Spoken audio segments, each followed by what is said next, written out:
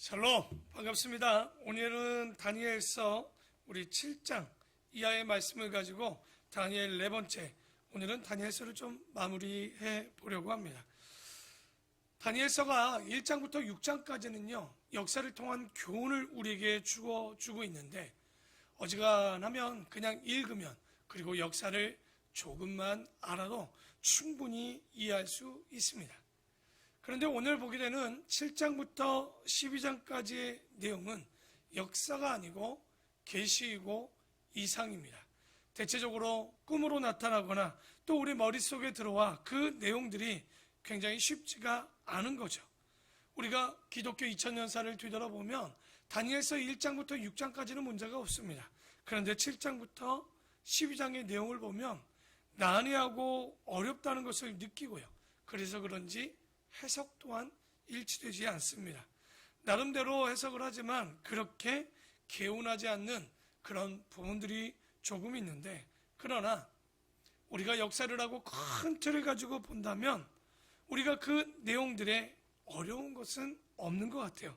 그리고 지금 다니엘이 받았던 그 환상이나 이상들은 우리 지금 기독교 신앙인들에게 있어서는 참고는 되지만, 우리가 이 예언을 통하여 종말이 어떻게 되겠다, 우리에게 지나치게 미칠 영향은 그렇게 크지 않습니다. 다만 하나님께서 그 이상과 계시를 통해서도 주는 교훈, 또 우리가 어떤 길을 걸어야 되는지 알면 되지, 너무나도 억지 해석을 하거나 종말론에 끼워 맞췄을 때는 우리가 잘못 갈 수 있는 위험성이 있기 때문에 우리가 오늘 말씀을 통해서도 교훈만 잘 캐치해 보려고 합니다. 7장부터는요 우리가 다시 한번 다니엘을 나눠볼까요? 총 12장의 이야기로 되어 있는데 1장부터 6장까지는 뭐라고 그랬죠? 역사를 통한 교훈입니다. 1장부터 5장까지는 바벨론에 대한 역사, 그리고 6장은 메데 페르시아에 대한 역사, 그리고 제2부인 7장부터 12장은 7장과 8장은 신 바벨로니아에 보여주는 계시와 이상, 9장부터 12장까지는 무엇이겠습니까? 바로 메데 페르시아에게 보여주는 이상과 그리고 꿈에 대한 이야기들을, 그 이야기를 통해 우리에게 주는 교훈을 좀 보려고 합니다. 오늘은 제 2부를 좀 맞춰보려고 합니다. 7장에 보면 우리가 느부갓네살의 환상을 통해서 꿈 가운데 나타났던 이야기들을 통해서 알고 있습니다. 여러분, 느부갓네살이 꿈꿨는데 꿈을 잊었던 것들이 있었죠. 그 꿈의 모양이 뭐였습니까?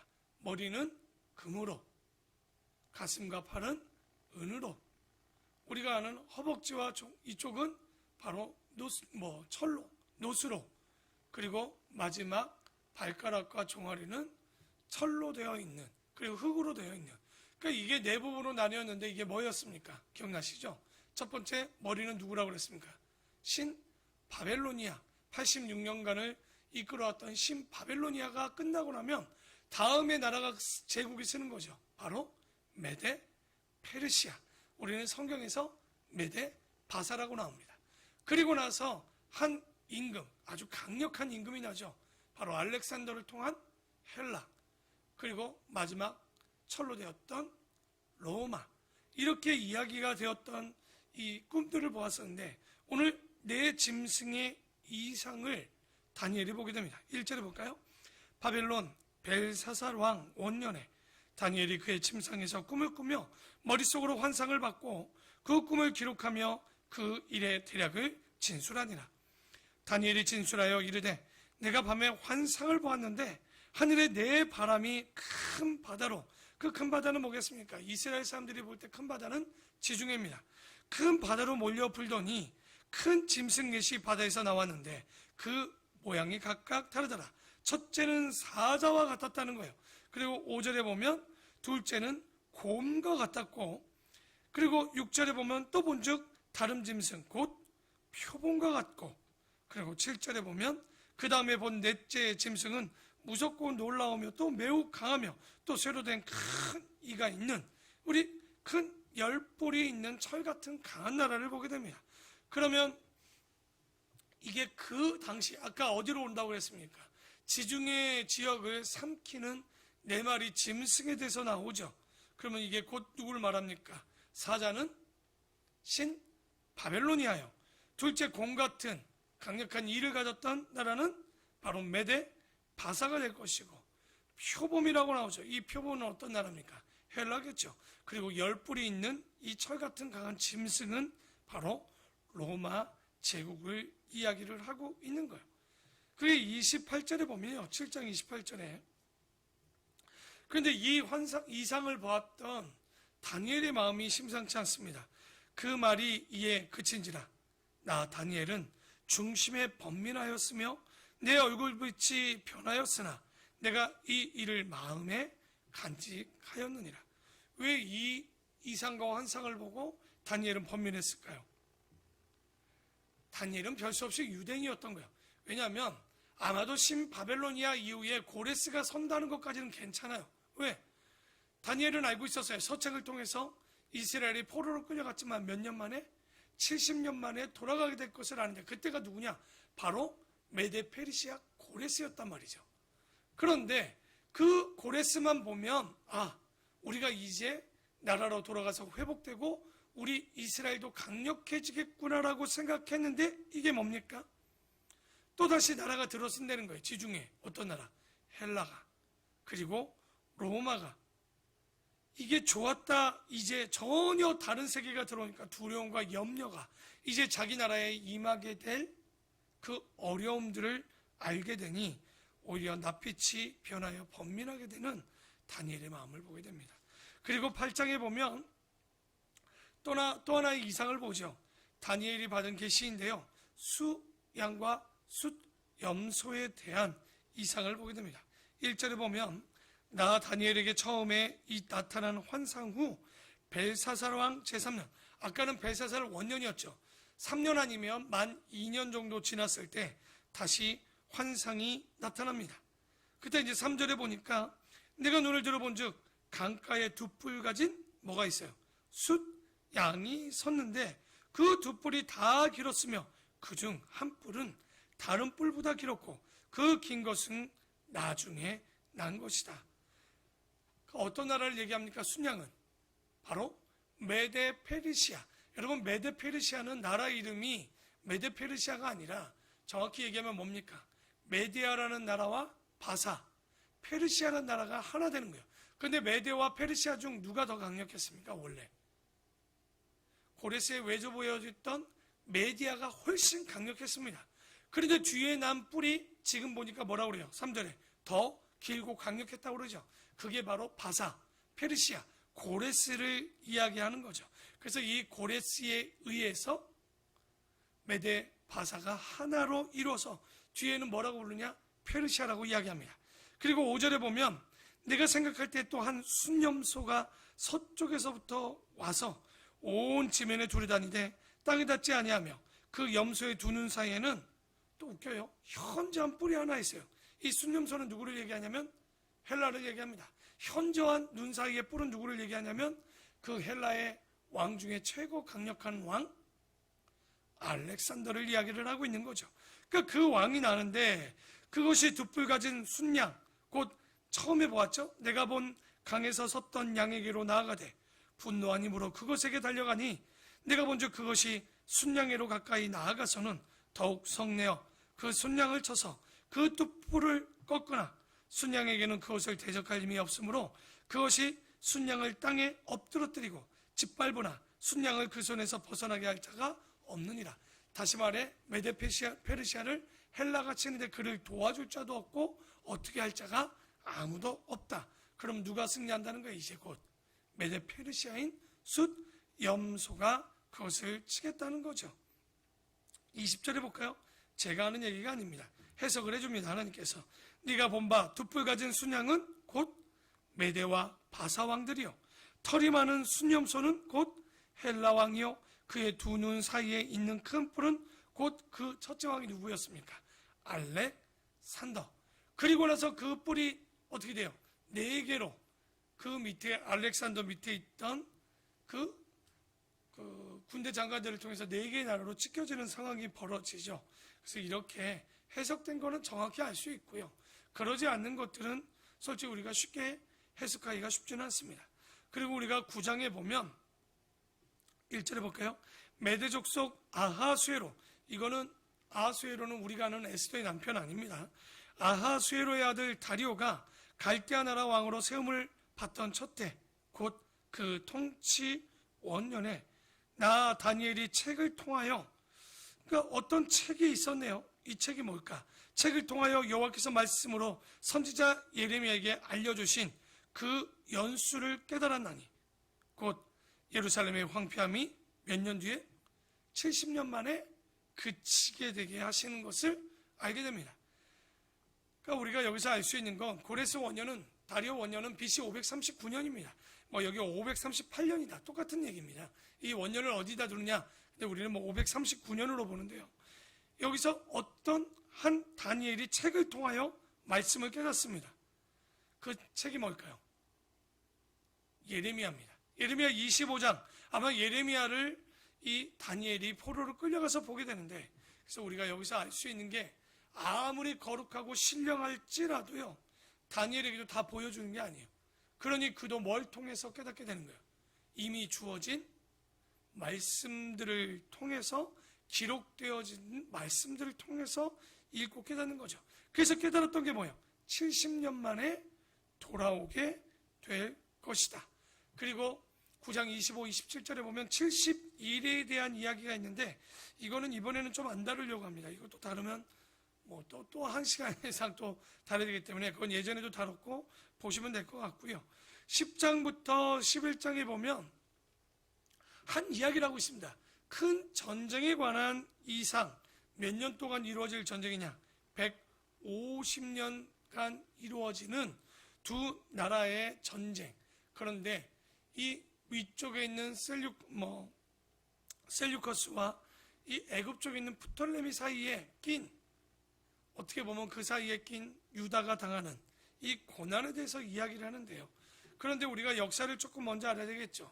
헬라의 알렉산더가 어린 나이에 제국을 이루지만 안타깝게도 젊은 나이에 타국에서 목숨을 잃게 됩니다. 그러자 그 휘하에 있던 장군 넷이, 원래는 알렉산더도 장가를 가서 록사나라는 여인 가운데 자식이 있었지만 휘하의 장군 하나가 그 아이를 죽여버려요. 왜냐하면 그 아이가 살아있으면 이 제국은 그 아이 것이 되니까 어차피 알렉산더도 죽고 자식도 죽이면 이제 그 나라는 자기들이 가지면 될 것 같으니 죽여서 나라가 넷으로 나눠지게 됩니다. 그런데 우리가 그 땅 중에 가장 좋은 땅이 어디 있냐면 바벨론, 아수르, 니느웨, 메데, 페르시아까지 굉장히 넓은 땅을 누가 갖게 되느냐? 안티아고노스라는 장군이 그것을 갖게 돼요.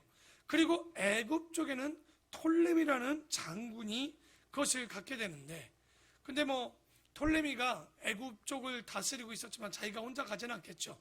톨레미 밑에 셀류커스라는 장군이 하나 있었습니다. 근데 이 둘이 어디를 먹고 싶느냐? 이스라엘 위쪽에 있는 안티아고노스가 다스리는 땅을 먹으라고 시시탐탐 노리고 있었다는 거죠. 그래서 톨레미 밑에 있었던 셀류커스 이 장군이 이 안티아고노스가 지배던 땅을 가서 계속 공략하게 되고, 결론적으로 이 장군이 어떻게 됩니까? 그 땅을 차지하게 됩니다. 문제는 셀류커스 밑에 있었던 톨레미 밑에 있었던 셀류커스가 욕심이 생긴 거예요. 굳이 내가 목숨 바쳐서 이 땅 먹었는데 굳이 이것을 자기의 위에 있는 셀류커스한테 톨레미에게 줄 필요가 없잖아요. 그러니까 애굽에 있는 톨레미는 배신을 당합니다. 누구에게? 자기 밑에 있었던 셀류커스가 원래 땅에 있었던 안티고노스의 땅을 먹어버리고 이제 바벨론과 아수르가 있었던, 그리고 메데 바사 땅을, 완전히 그 넓은 땅을 다 먹어버리니 누가 진짜 열받았겠습니까? 이런 감히 내 밑에 있었던 이 자식이, 그쵸? 셀류커스가 땅을 먹었다는 얘기를 듣고 나니 이 톨레미가 아주 열을 받아서 전쟁이 이때부터 시작됩니다. 그런데 여러분 잘 봐도 셀류커스가 그 땅을 차지할 만한 정도라면 힘이 없는 장군이 아닌 거예요. 능력이 없는 장군이 아닌 거죠. 그래서 싸움이 시작됩니다. 그래서 알고 보면 톨레미가 저 셀유커스를 치겠다고 올라가다가 중간에 잠깐 쉬고 잠깐 또 이렇게 조공 물자도 받게 되는데, 그게 어떤 나라예요? 이스라엘이 중간에 껴있는 거죠.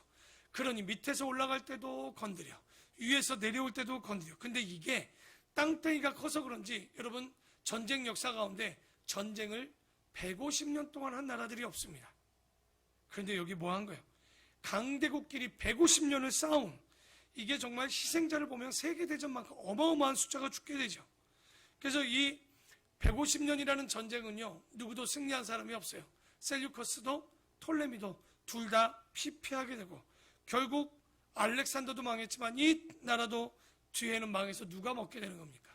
로마가 땅을 먹게 되는 거죠. 어쨌든 여기 10장 11장에는 150년 전쟁에 대한 이야기가 있습니다. 그리고 마지막 12장은 마지막 때에 관한 예언을 얘기하고 있습니다. 마지막 때, 아마도 다니엘의 종말론이라고 얘기하지만 솔직히 이거는요, 요한 계시록만 이해하면 충분히 여러분 다 이해할 수 있는 내용입니다. 그러니 잘 모르는 건 오히려 봉인하는 거, 들어도 모르기 때문에 봉인하라고 얘기합니다. 1절에 보면 그때 내 민족을 호위하는 큰 군주 미가엘이 일어날 것이요 또 환란이 있으리니 이는 개국 이래로 그때까지 없던 환란일 것이며 그때 내 백성 중에 책에 기록된 모든 자가 구원을 받을 것이다. 그러니까 여기 말하는 그때가 어떤 때일까요? 당연히 우리는 성경의 앞에를 받는 때가 아닙니다. 이건 하나님이 정하신 때를 얘기하죠. 우리는 이런 날들을 뭐라고 합니까? 이때 지금 일어나는 12장의 이야기를 종말이라고 얘기할 거예요. 그런데 종말의 시간이 언제냐? 정확히 얘기 드릴게요. 예수님이 처음이 왔을 때부터 종말은 이미 시작했고요. 그리고 아직까지 종말은 오지 않았습니다. 그래서 신학자들은 얘기하죠. 지금 종말은 이미와 아직 사이에 있다. 그러니까 주님이 오셔야 그 종말에 마침점을 찍게 되는 거죠. 그래서 우리가 주님이 올 때, 다시 올 때 그때를 말세라고 하면 이 말이 되게 어려워지는 거예요. 이미 시작된 거예요, 이 말세는요. 그죠? 시작되었고 아직 오지 않았던 이 말세인 것, 그때를 얘기하는 것 같고요. 그때 어떤 일이냐? 책에 기록된 모든 자가 구원을 받을 것이라. 땅의 티끌 가운데 죽은 자들이죠. 잠든 자들 중에는 많은 사람이 깨어나 영생을 받는 자도 있겠고 수치를 당하여 영원히 부끄러움을 당할 자도 있을 것이며 지혜 있는 자는 궁창의 빛과 같이 빛날 것이요 많은 사람을 옳은 대로 돌아오게 한 자는 별과 같이 영원토록 빛나리라. 다니엘아, 마지막 때까지 이 말을 간수하고 이 글을 봉함하라. 많은 사람이 빨리 왕래하며 지식이 더하는 날이 올 것이다. 그러니까 누구만 이 땅에 남게 되느냐, 구원받느냐? 분별력 있고 지혜 있고 하나님의 말씀을 알아듣고 하나님의 뜻대로 헤아리면서 순종하는 자들, 그런 자들, 그때 마지막 때 이 일들이 일어날 건데, 그럼 마지막 때 어떤 일이 벌어집니까? 여기 보니까 많은 사람이 빨리 왕래하고 지식이 더하는, 요즘이 꼭 그때 같기도 해요. 굉장히 빨리 서로 국가 간을 왕래하고 지식이 이렇게 많을 수 있는가? 그러니까 다시 말하면 이 다니엘서 12장 1절부터 3절은요 종말에 어떤 게 있겠다는 거예요. 심판이 있을 것이다. 그러니까 부활의 심판 중에 영원히 사는 영생을 얻는 심판도 있고 영원히 심판을 당해 고난당하여 음부에 들어가는 심판이 있다는 거예요.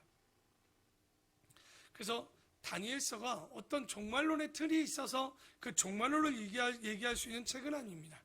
종말에 있는 것은 뭐라고 지금 얘기하고 있냐면 2절과 3절의 이야기인 거예요.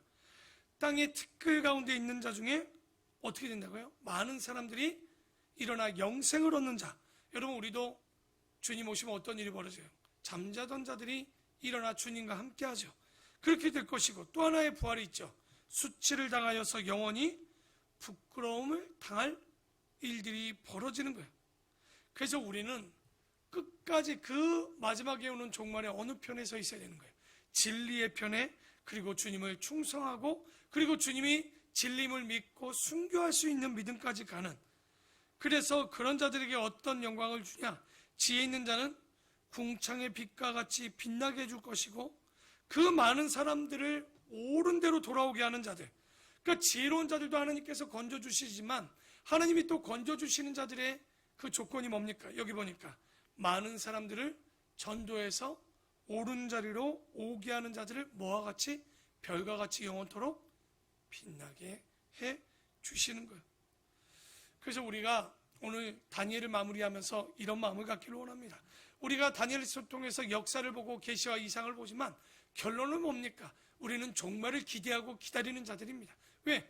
이 땅은 아무리 좋아봐야 정말 죄악 많은 세상이요, 우리가 거할 처소가 아니요, 우리는 잠시 거쳐갈 그런 곳이 바로 이 땅이라면 진짜 청지기의 마음을 가지고 가야 되는 진짜 우리의 본향은 천국인 거예요.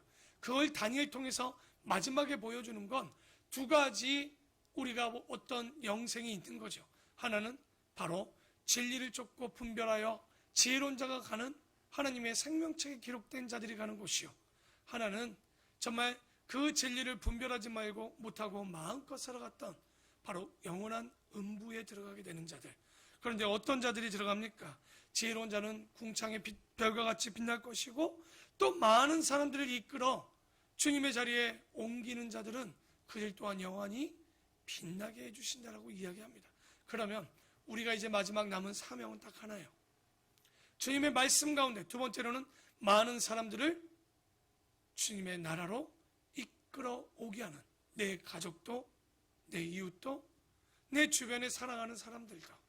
여러분, 우리가 이 코로나를 때 코로나를 지키는 것도 중요하고 또 여러 가지 가운데서 자기의 생명과 연장도 중요하겠지만, 우리는 진짜의 종말을 기대하고 기다리며 해야 되는 일은 바로 주의 말씀, 주의 복음을 전하는 일이요, 그 복음을 가지고 살아내는 일이요, 그 복음을 가지고 본이 되어서 주변에 더 많은 자들을 이끌어 올 수 있도록 바로 별과 같이 빛날 수 있는 아름다운 본교의 모든 성도들이 되기를 주님의 이름으로 축원합니다.